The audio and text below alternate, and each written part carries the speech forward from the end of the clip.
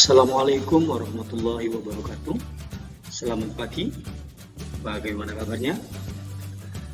Alhamdulillah, semoga kita selalu dalam lindungan Allah Subhanahu wa taala. Pada pelajaran akuntansi kali ini kita akan membahas materi perusahaan dagang.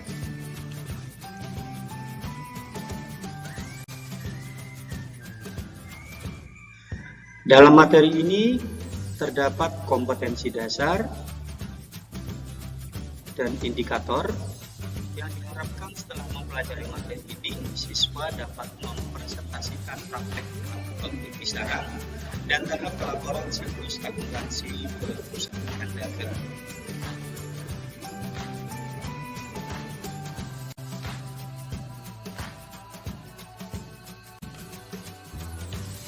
Pengertian umum dari perusahaan dagang adalah perusahaan yang kegiatan utamanya membeli, menyimpan, dan menjual kembali barang tanpa memberikan nilai tambah. Jadi kuncinya di sini adalah membeli, menyimpan, dan menjualnya kembali. Contoh, membeli beras, ya jualnya tetap beras, meskipun dalam bentuk kemasan mungkin lebih kecil. Membeli beras tapi dijualnya bubur. Jadi kalau diartikan secara sederhana, perusahaan dagang adalah perusahaan yang membeli barang kemudian menjualnya kembali tanpa mengubah bentuk produknya.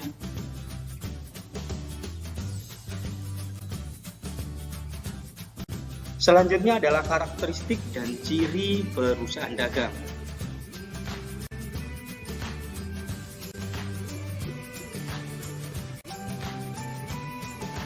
Yang pertama adalah membeli, menyimpan, dan menjualnya kembali. Ya hanya 3 itu, membeli, menyimpan, dan menjualnya. Selanjutnya adalah tidak ada proses produksi. Jadi di sini tidak ada proses pembentukan barang selain barang tersebut. Contohnya, saya membeli gula, ya saya jual gula, meskipun dalam kemasan lebih kecil. Bukan beli gula, tapi dijual permen.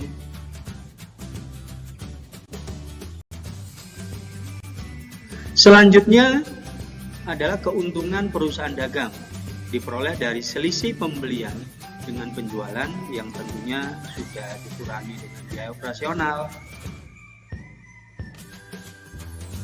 Selanjutnya adalah jenis-jenis perusahaan dagang. Yang pertama adalah berdasarkan produk yang diberdayakan. Di sini ada 2 macam. Yang pertama adalah perusahaan dagang barang produksi, yaitu perusahaan yang memperdagangkan produk berupa bahan bakunya saja, yang biasa dipakai sebagai bahan dasar pembuatan produk turunannya. Contohnya di sini adalah kayu gelondongan. Dari kayu gelondongan nanti bisa diubah menjadi kayu balok. Dari kayu balok selanjutnya menjadi barang furniture, contohnya meja, kursi, lemari, tempat tidur, kusen, dan mungkin bisa jadi barang yang lain yang lebih mahal harganya atau lebih unik.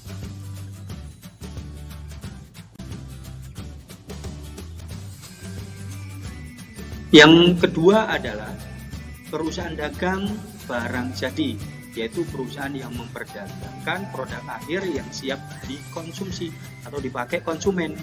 Contohnya adalah seragam, tas, dan sepatu.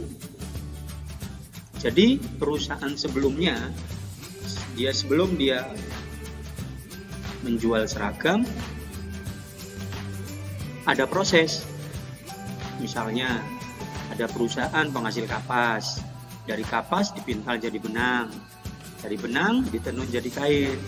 Nah, proses tersebut yang menghasilkan produk ini.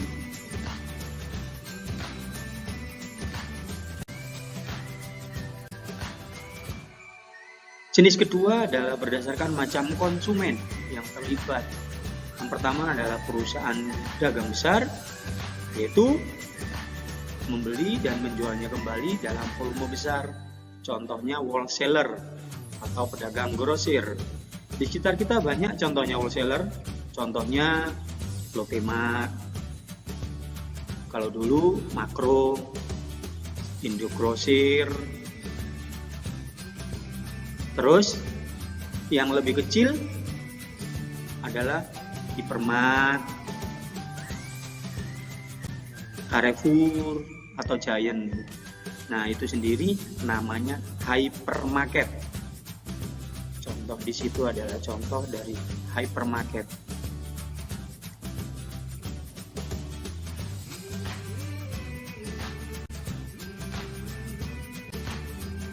Macam kedua adalah perusahaan dagang perantara, yaitu perusahaan yang membeli dalam partai besar tapi dijualnya ke pengecer atau ke penjual sedang.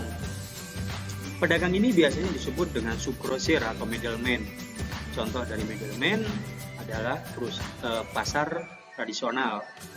Dia membeli dalam jumlah besar lalu dijual ke pengecer, atau biasanya kita dengar istilah toko kelontong atau meracang. Dan juga biasanya abang-abang melijo yang biasanya kita temukan pagi hari di sekitar rumah kita. Kalau middleman modern, contohnya ada Alfamidi, ada Hero, ada juga Tuserba.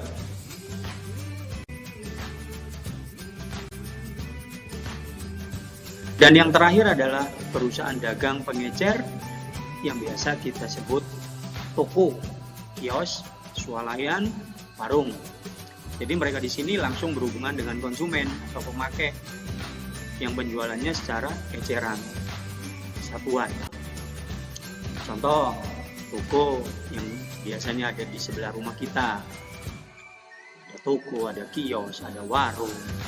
Ada juga yang punya yang label-label terkenal itu, contohnya Indomaret, Alfamart, ada juga Circle K, dan banyak contoh yang lainnya.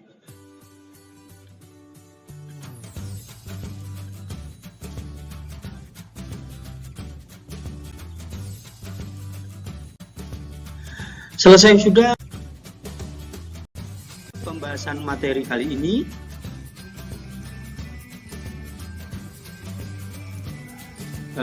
Terima kasih atas perhatiannya, semoga bermanfaat.